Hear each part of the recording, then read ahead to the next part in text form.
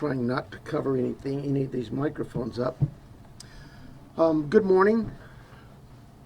I hope you've been kind of informed of the rules. That I'm going to try to get as many, if not all of you, an opportunity to ask a question. But last time we tried this, it was just kind of chaotic, people yelling. So I'd ask that you just kind of be patient with me, pay attention to the questions asked, because sometimes you guys want to ask the same question twice, and you're going to get the same answer. So help yourself get what you can out of this. I'm going to give you one question and a follow-up, okay? But before we get there, I do have some comments. First of all, I want to begin by offering our condolences to our partners at the state Department of Public Safety's tragically lost 2 members last night in a helicopter crash up in northern Arizona. So if you would keep them in your prayers, Colonel Glover and his team, I'm sure, would have greatly appreciated it. Along the same lines, I think you all saw last night, I'm trying to speak up, not yell, because apparently I talk soft. We saw last night the family, they just hurt, understandably so. And so I really want you to know this entire team here, those behind me, and our community are hurting with you. We really just want Mom back, okay? Right now, we believe Nancy is still out there. We want her home. Our department, the Sheriff's Department, along with all of our partners at the FBI, have been working around the clock. And we just want her home and find a way to get to the bottom of all of this, just as you do. But I have other partners out there who have stepped up, and you've probably noticed them in the last few days, if not the last few hours, and you're going to see more of that. I made a decision to contact our PCRIT team, and those of you not local, that's our Pima Regional Critical Incident Team. It's made up of law enforcement officers from this entire valley. Pasquayaki Police Department, Tucson Police Department, Marana Police Department, Oro Valley Police Department, Pima College Police Department, Tucson International Police Department, Sarita Police Department. There's so many of them, and they are going to help us tremendously. And that's really done because we have so much in front of us still, and we're hoping that, I know the FBI has committed a very large number of men and women to partner with us, work side by side with us. We go do an interview, they're going to be there with us. We're going to go look at some evidence or process evidence, they're going to be right there with us. We're sharing every piece of information, all the data we can to get this thing solved. And it's important that my partners in law enforcement know and understand their roles, because it is very large, complex investigation with a lot of moving parts. And we're at that phase now where sometimes we're waiting, right? We're waiting for analysis, we're waiting for lab reports. But even then, when they come back quickly, for example, some DNA, we rushed what we thought was the best target for DNA. We did a rush through and got some of that back. The results were minimal. I think you all know the blood on the porch. That was one we did. It came back to Nancy. That's what we know. But there's still more items that have been submitted. We just haven't got them back yet. But in the meantime, we're not just sitting on our haunches waiting. We do have a number of leads coming in, and that's why we brought in the FBI for one, but PCRIT as well, to be able to get out there and handle these leads as they come in as quickly and as expeditiously as we can. And every single lead is looked at, every one of them. And so we're gearing up. You probably have some questions about what you've seen in the last couple of days. I'll gladly answer those at that time. But it really is about getting our partners out there. To be fair, when we went to that scene the first night, Saturday night, it was just us. Since then, the FBI and others have asked, can we go and see it as well? And that's what you've been seeing. But it is a very important case to not just me and my team, but this entire community, all of our law enforcement partners. Suspects. I know there's been a lot out there about suspects, and I want to be very clear. At this time, we have not identified a suspect or a person of interest in this case.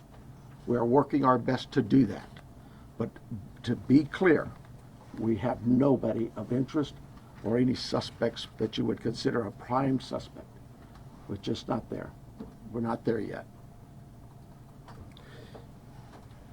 The timeline, I think we've got it on the board, do we not?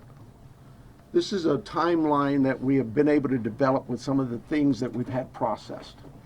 Various pieces of electronics that we've gathered. And you look at some of this, and I know you're going to say, well, why did it take you so long to get this to us, Sheriff?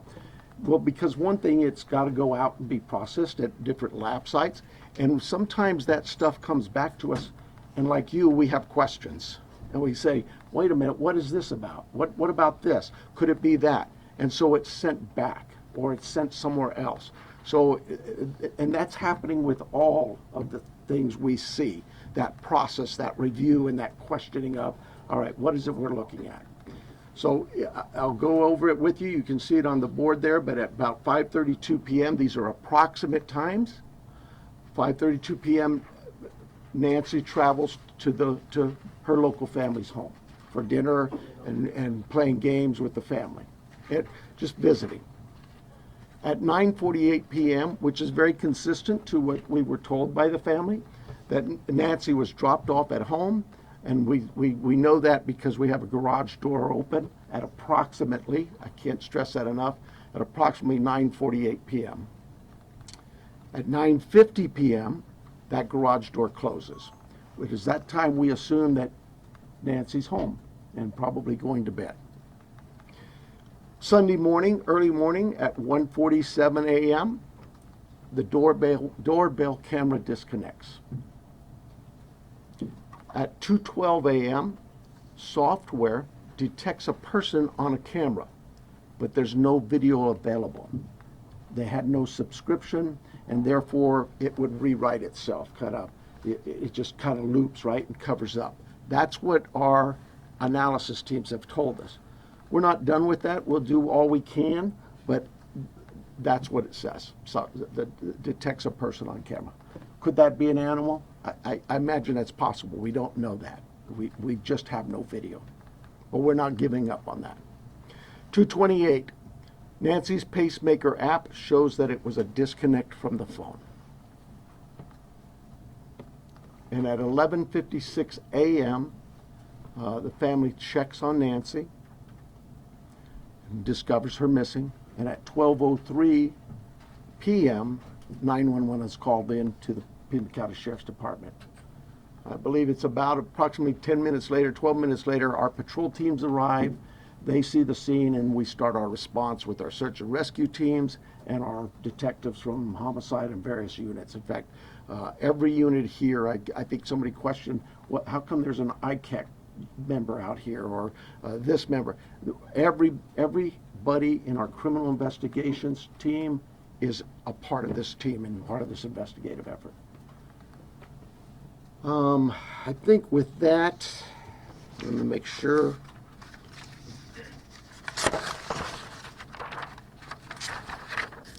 Now, I want to clarify some things that I may have already done, but yeah, I've gone over with the blood at the front door, the doorbell camera.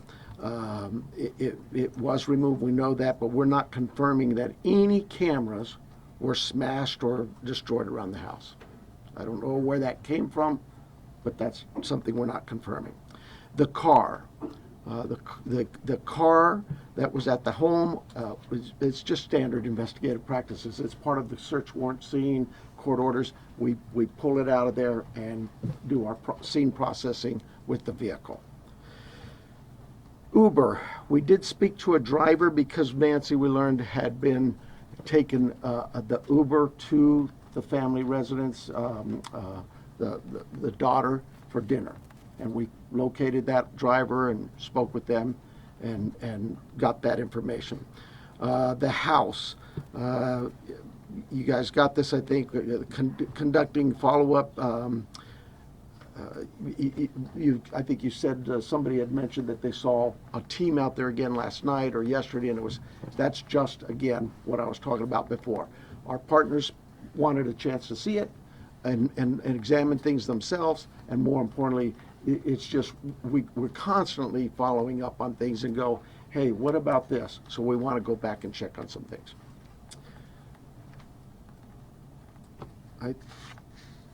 Oh, here's the other thing. Someone had mentioned there was forced entry. I have no clue where that comes from. We have been very consistent. We are not discussing that at all, whether it's forced entry or not forced entry. That is something we're just not discussing. So I don't know where anybody got that information. I think I am about done with my piece of this. I'm going to bring up here Heath Yankee, and I think you know him if you haven't been here. John Edwards is the assistant agent in charge with the FBI here at the Tucson office. Heath Yankee is the special agent in charge for the state of Arizona out of Phoenix, and he will come up and speak.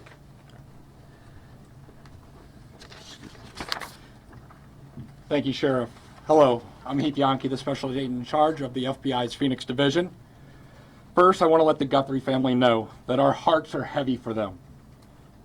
After seeing your message last night, it is clear that you and your family are in pain. Please know that we are doing everything to bring your mother home. The FBI is now working this case jointly with the Pima County Sheriff's Department, and we're going to start today by announcing a $50,000 reward for information leading to the recovery of Nancy Guthrie and or the arrest and conviction of anyone involved in her disappearance, and this will be the missing persons with the reward that will be going out. The FBI has agents, analysts, and professional staff employees working day and night with our partners at the Sheriff's Department. We have deployed additional intelligence and agents from our Phoenix office. We have brought in our Critical Incident Response Group from Quantico, Virginia.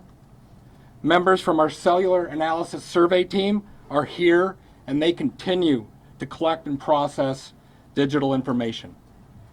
We are actively reviewing and analyzing information from all digital sources, which includes banks, social media companies, phone companies, and any other organizations where a digital footprint could have been captured. All this information provides data points and helps put the picture together. And we will be in the community continuing to conduct a thorough investigation with our partners. You heard about us out there last night. We will be back out there today. I would ask the media, give our investigators the space to do their jobs while they're out there. Next, regarding the ransom letter. We are aware of a ransom letter that was sent to the local media and then to national outlets. As with every lead, we are taking it seriously. We are in communication with the family, and while we advise and recommend from a law enforcement perspective, any action taken on any ransom is ultimately decided by the family. Thank you to those in the community that have called in tips. For anyone out there that may have information, no matter how small you think it may be, please report it. You can do so by calling 1-800-CALL-FBI or online at tips.fbi.gov. My next message is to those imposters who are trying to take advantage and profit from this situation. We will investigate and ensure you are held accountable for your actions. We have made one arrest related to an imposter ransom demand, and a complaint will be presented to a magistrate judge later today. You will get more on that from the FBI and our U.S. Attorney's Office here in Arizona when it becomes available. To anyone that may be involved, do the right thing. This is an 84-year-old grandma. This is an 84-year-old grandma that needs vital medication for her well-being. You still have the time to do the right thing before this becomes a much worse scenario for you. Please return Nancy home. Thank you.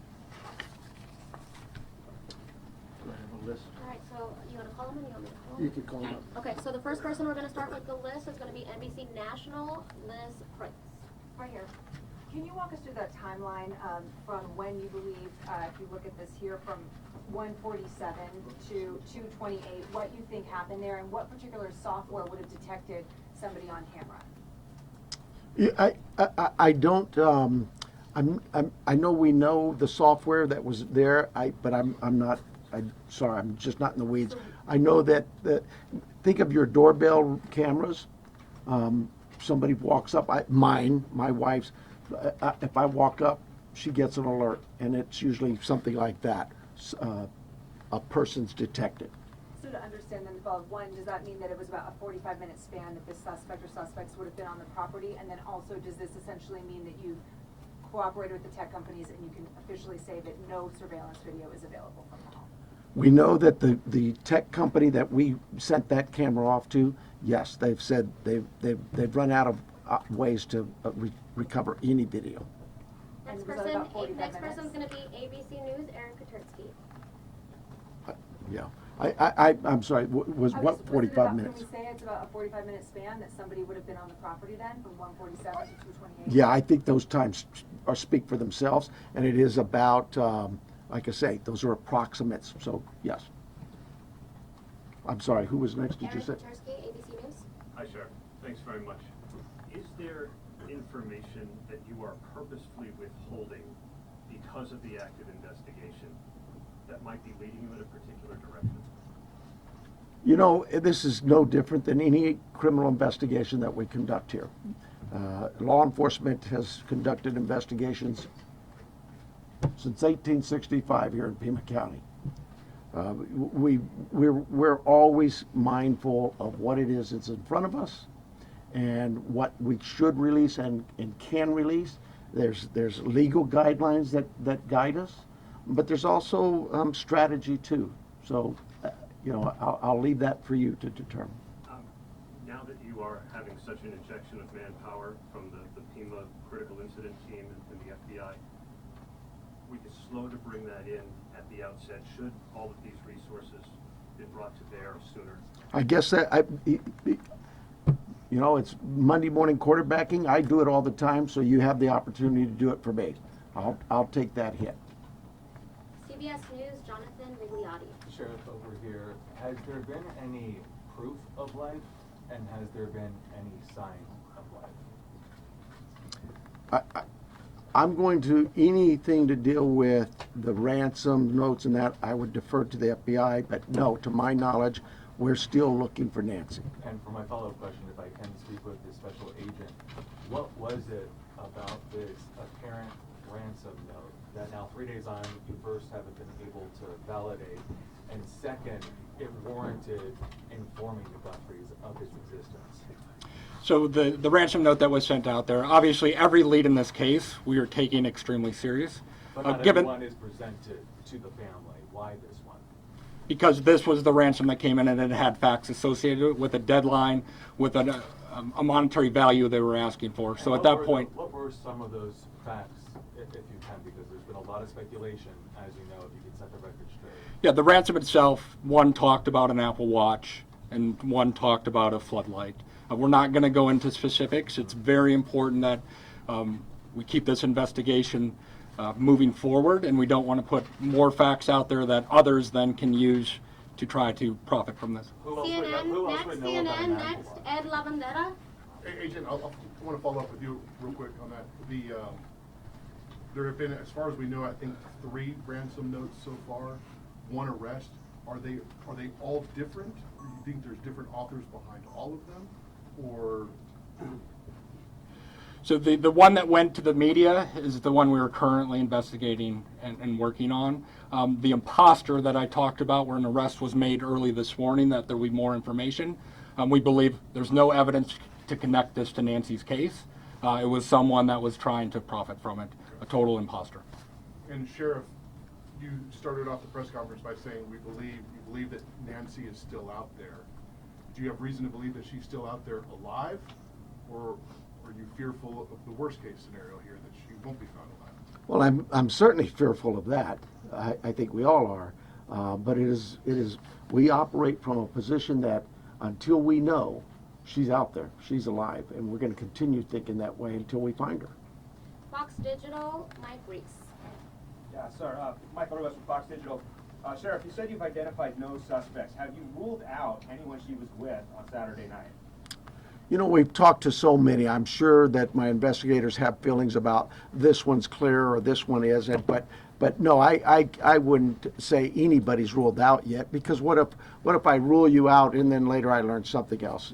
No. So my follow-up, you mentioned that you don't know where the reporting of a forced entry came from. Do we know how whoever did this got into her house? That I would not discuss with you anyway. Fox News, Paul Morrow. Question for Agent Edwards, if I may. Agent Edwards, will the Bureau be submitting the DNA for investigative genealogical investigation relative to maybe hitting a relative, somebody if you will? I would say the DNA aspect of this case is being handled by the Pima County Sheriff's Department right now. However, should we get to that point, yes, that would be an option for the FBI to assist. And a quick follow-up, does the ransom note that you're working establish any communication protocols in it? No, it does not. And that is what I think is important, that if someone has Nancy and is demanding the ransom, that there is communication with the family.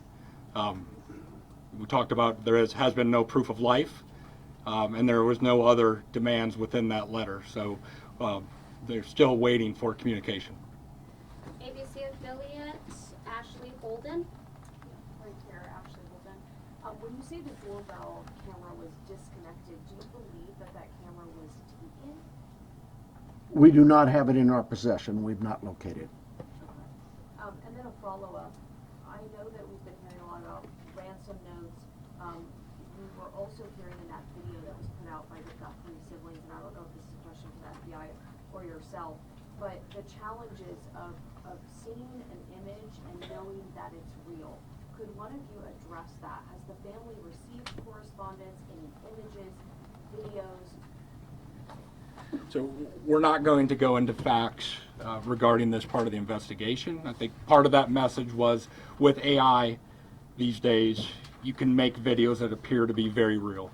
So we can't just take a video and trust that that is a proof of life these days because of the advancements in AI, and trying to actually get a proof of life that we can verify. But we're not going to go into anything the family may or may not have received. KOL, Catherine Patterson. So in regards to a timeline on that ransom note, is that being an impact in your investigation? Are we nearing that timeline? I'm sorry, one more time. So in regards to the timeline in the ransom note, are we nearing that timeline? And is that playing a part in the investigation? We're not going to go again into specifics of that part of the investigation with the ransom note, other than what we've put out there. We've been transparent. We're talking about we are working that ransom demand, but we don't want to go anything further than that could impact any opportunities. So thank you. Is there any additional physical evidence at the crime scene other than the technology that you guys are using for this timeline? Is there anything else that's helping you guys other than really the technology? Well, I think I said on day one is that it's technology that's going to really help us solve this case. But no, I mean, you know, we did do a process of that scene for biological evidence, so we're still hopeful that maybe something will show up there as well. Arizona Republic, Richard Relas. Agent Yankee? Yes. We saw on the scene, I believe it was you, taking a tripod into the home of the sister. How involved was the FBI, if at all, in creating the video? Any advice for the family? I would say we use our expertise and provide consultation and advice anytime a family would ask for our advice in a kidnapping. It's ultimately the family's decision of what they put out and any messages they put out. But we were, obviously, you're all documenting every move we make. We were there last night in talking with the family.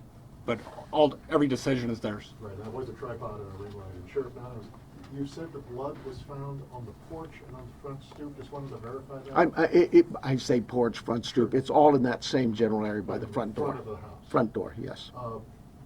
What, given her medical condition and the fact that it was her blood, as you say, what would her medical condition do with her recovery if she indeed bled out or was bleeding when she left the house? Well, again, I've got to be careful for HIPAA, but I would say this.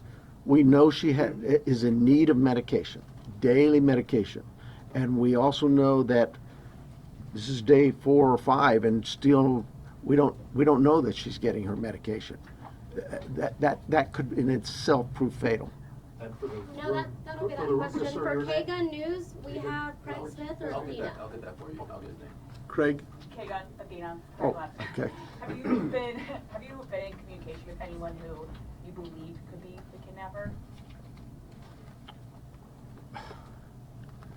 You know, it goes back to what we talked about. Nobody's eliminated, but we just really don't have enough to say, this is our suspect, this is our guy, we know, or our gal. We just don't know that. And it's really kind of reckless to report that someone is a suspect when they could very well be a victim. It just, I bring to you, to the media, I plead with you to be careful of what it is we put out there, because we don't have anybody here listed as a suspect, and you could actually be doing some damage to the case, but you can do some damage to that individual too. Social media is kind of an ugly world sometimes. And how far out have you expanded your search, you say? You know, I would tell you this, look, nothing's off the table. If we get a lead that there's somebody, hey, you've got this over here or over here, we're going, and that will expand and expand and expand. I think the FBI, with their billboards, they're now planning to put those up at every state around here, at all of our neighboring states. So, we use you, the national media, the FBI with their national outreach, to affect that for us. But as far as the actual investigation, naturally the scene is the primary, and we just keep spreading it out as we get more and more leads. Fort TV, Cody Thomas. Dear Sheriff, Yes. actually my question is for Agent Yonke. You know, we saw Savannah Guthrie and her sibling family put out that video last night on Instagram addressing, you know, the tragedy that this is, but also addressing the ransom letter saying they're ready to talk. My question is, did the FBI or any other agency help them craft that message to put out on social media? Like I said to the previous question, we have an expertise when it comes to kidnappings. And when families want advice, consultation, expertise, we will provide that. But the ultimate decisions on what they say and how they put that out rests with the family itself. And as far as suspects, I know we haven't identified one, but what type of suspect or suspects do we think we're dealing with here? At this time, like the sheriff has said, there is no primary suspect identified, so it could run the gamut. So. KPNX, Troy Hayden. Are you actively investigating the son-in-law in this case? I know there were reports earlier this week and you refuted that. You said you haven't eliminated everybody. Have you eliminated him or come close to it, or are you actively looking at him? We're actively looking at everybody we come across in this case. Everybody. We would be irresponsible if we didn't talk to everybody. The Uber driver, the gardener, the pool person, whoever, everybody. It's so cliche, but everybody's still a suspect in our eyes. That's just how we look at things and think as cops. Does that mean we have a prime suspect? No, and the family's been very cooperative. They've done everything we've asked of them, and we want that relationship to continue. And sometimes people can be mean out there, and that can really harm us and harm our efforts. Did you find blood anywhere else in the home besides the porch? The only DNA evidence we've got back is on the porch. We prioritize things and we rush things, and those items we put out to a lab to rush it. And even then it's 2, 3, 4 days. The other items could take 10 days, 20 days, But we saw the importance of that blood. It came back to Nancy. So it was and only there, it wasn't anywhere else in the house? I don't know that. We processed the house for biological evidence, and we've not gotten anything back. Newsmax, Sarah Williamson. Hi there. My question is just piggybacking off our colleagues here about how far this search has gone. When it comes to doorbell cameras, you say technology plays a critical role in this. Have you been actively door knocking the neighbours and businesses and collecting those doorbell cameras? And is there anything that has come up there, and how far is that? I can't tell you whether things have come up or not, but we have door to door. I think we're still doing door to door, not just in that neighborhood, but other neighborhoods. Just as leads come in and take us somewhere, we're going to do those things. Okay, and just to follow up as well in regards to the video that was released by Nancy Guthrie's children last night, just to clarify, that was not coordinated with any law enforcement beforehand, and that you hadn't seen that video before it was released? The FBI is handling all things with the ransom. I think the answer was yes, we were there. The media was there. We can help coordinate, provide that consultation, but that is the family's decision of what they film and what they put out. Fox 10, Justin Loom. Agent Yankee, this one's for you. Following up on that video that was released yesterday, it said, ultimately any further action is decided on by the family. Since then, have they expressed any more interest in more efforts to try and get in contact with who is behind the ransom letter? And do you have a crisis or any sort of hostage negotiator with your team for that type of situation if it moves forward?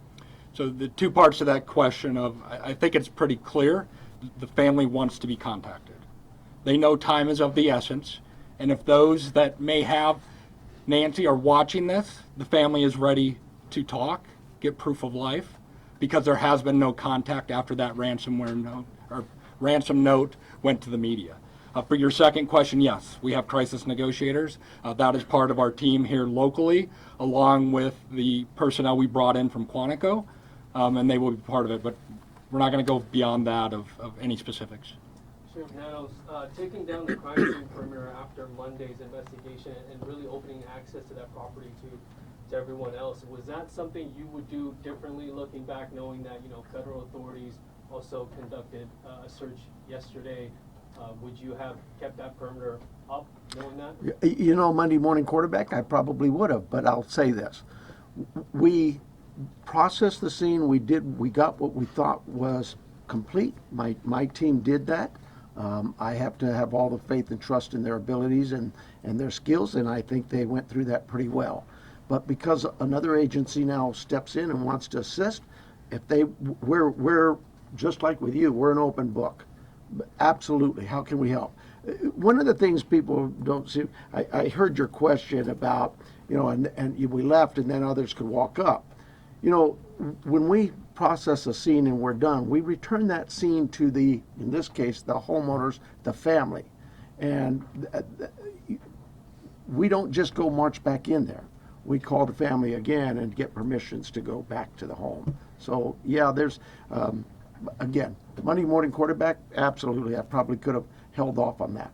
We knew the FBI, we've worked with them before in a lot of cases, and we felt like they could be of help in this with particularly the forensic analysis we use in a number of things.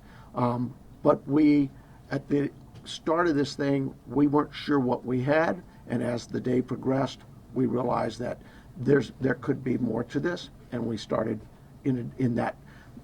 Remember, it was a search and rescue mission the first few hours, and we transitioned that over to a criminal investigation. With that, brought in our partners from the FBI and others. Have you heard from President Univision, Trump Claudia on Ramos. resources? Univision, Claudia I was Ramos. actually going to ask about that. We saw the message yesterday. Are you next? Claudia, yeah. Okay, I'm sorry. Univision. Following up on that, we saw the message from the president yesterday. Have you personally received any communication from him or other? No, and I wouldn't expect that. He too is a busy man, right?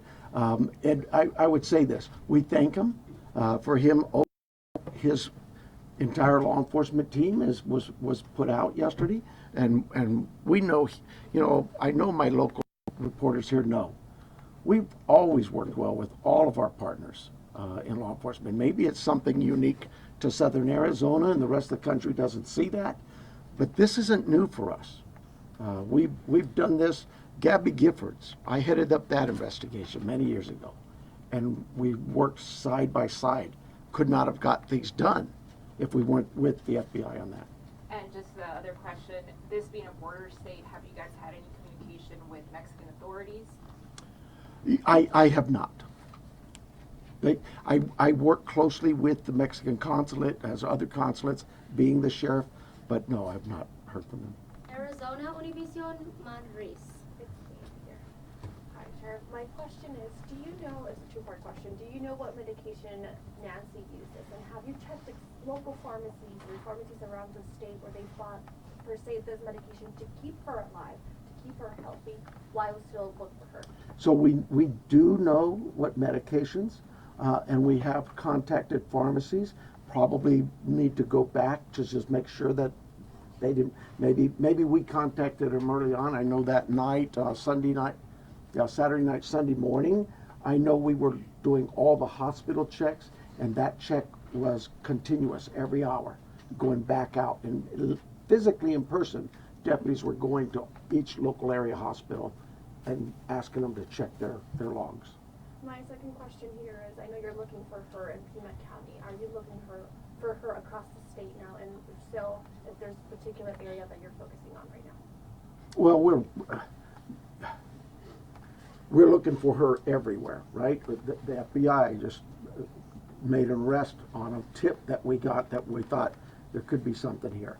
There's it's statewide. The billboards are going to be out there across the country.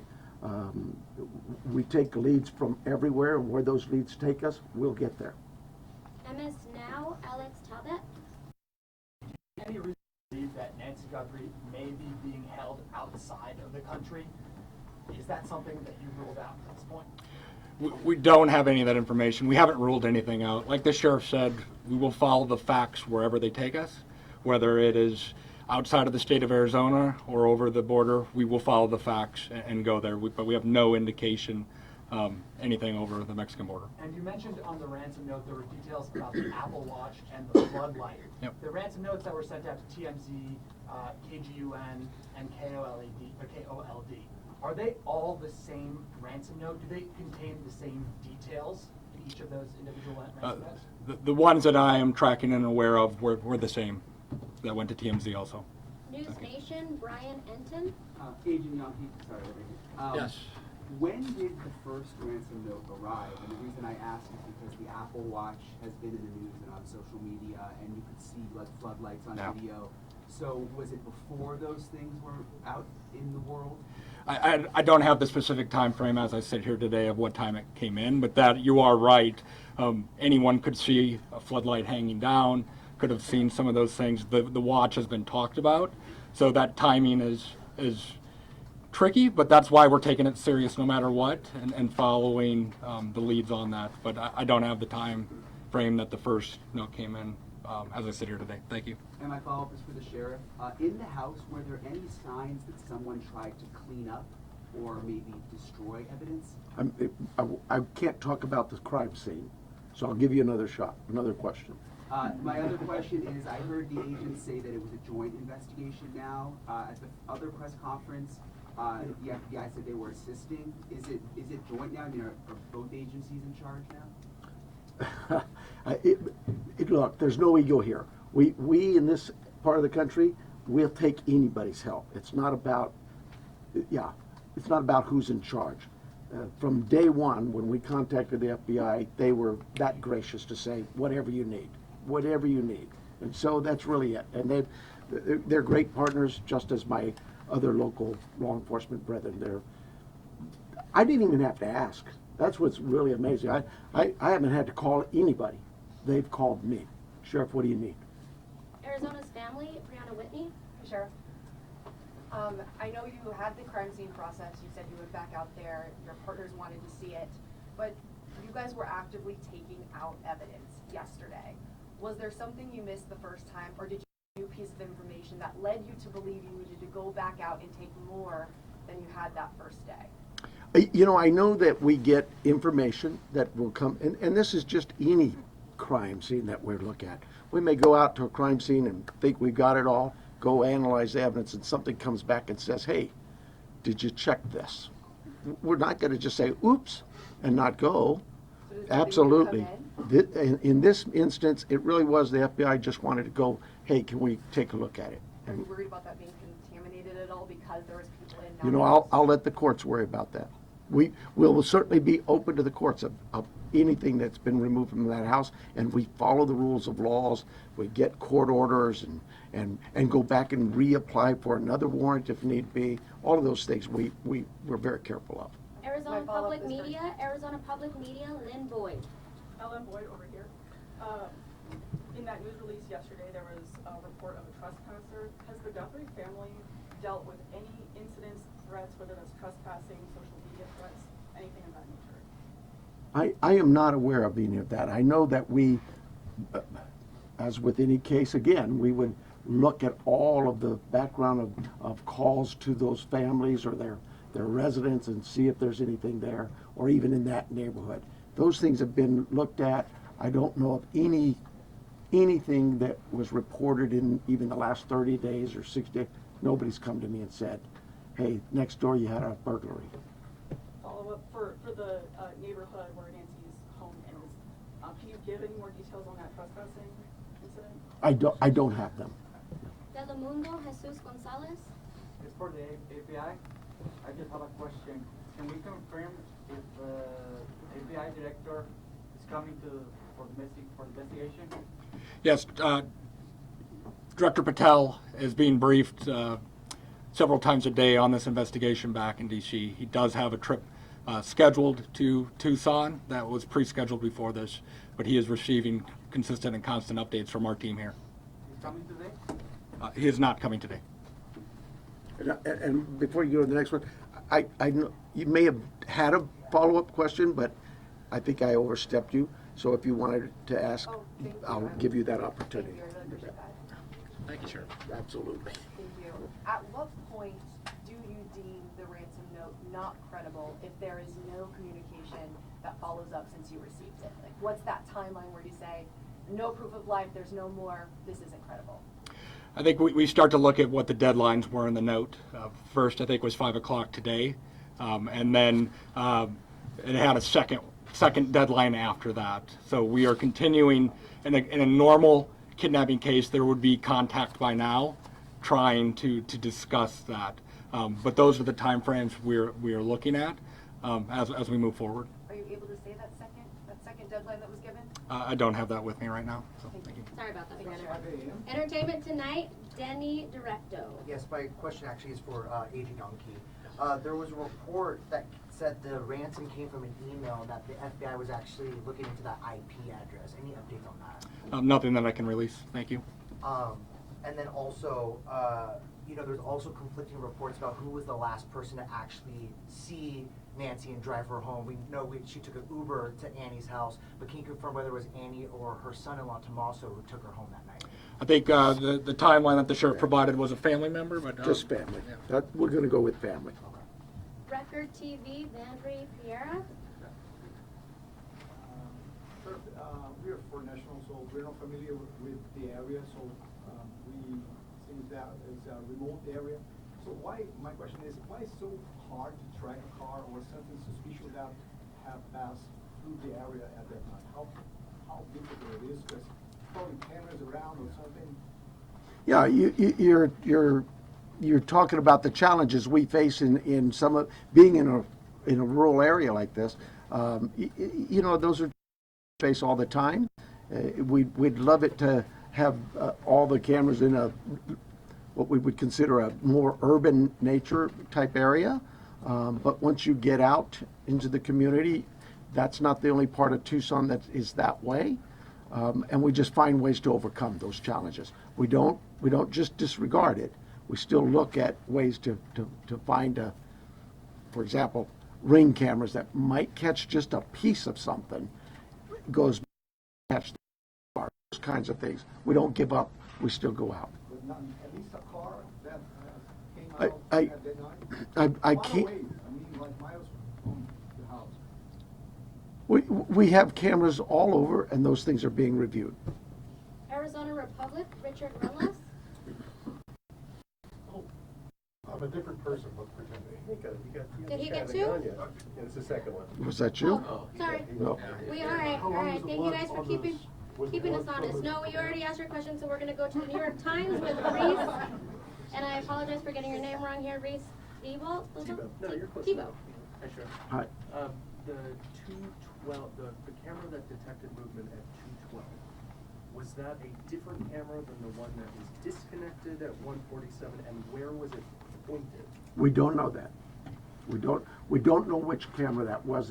When we did the software, it just told us that a person was detected. But I'm unaware of which camera that So was. there were multiple cameras and you're not sure? Sure, there were multiple cameras at the home. Okay. And is there a possibility that this is not a ransom situation, and if so, what else could it be?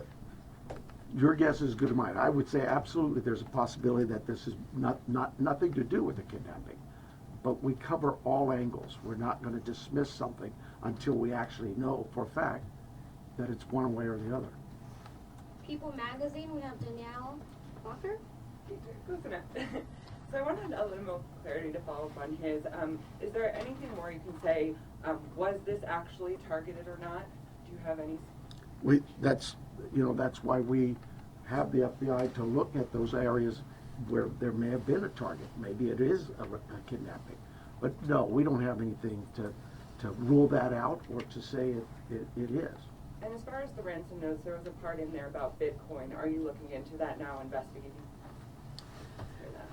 Yes, that's part of the investigation. But Can you go and elaborate any further if you found anything, or if there's any ties, or any suspects tied to that Bitcoin? there is not at this time. Associated Press, Joe Goldendera. Hi, Sheriff. Just to follow up to a You're prior- Joe? I'm sorry? You're Joe? Goldendera. Oh, I thought you said Joe. Okay.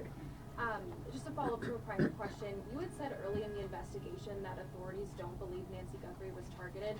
Why don't authorities think that Nancy Guthrie was targeted? Who said that she? You had said that early in the investigation. Boy, if I said I absolutely misspoke.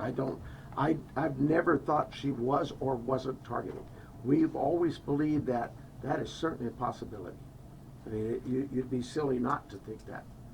Somebody disappears in the middle of the night out of their home. You can understand where I'm coming from. But no, if I said that, obviously I misspoke, or maybe somebody misheard me. But I've never believed that she was or was not a target. Is there anything more specific you can say about what you believe at this time?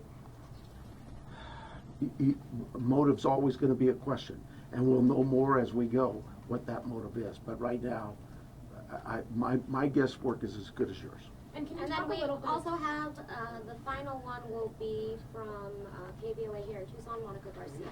Okay, so let's talk about that 5 p.m. Did you say 5 p.m. deadline today? Is that the deadline? Oh, maybe that's for the FBI. Yes.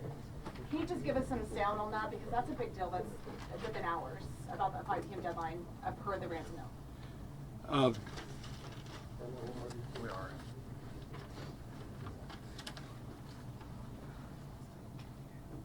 And then what's supposed to happen after that? So the ransom note that was distributed to the media did make a demand for 5 p.m. today, and if a transfer wasn't made, then I think a second demand was for next Monday. We're not going to go beyond that. What the media received. Did it indicate what would happen if they didn't meet that ransom? Did they? We're not going to go into those specifics. Thank you.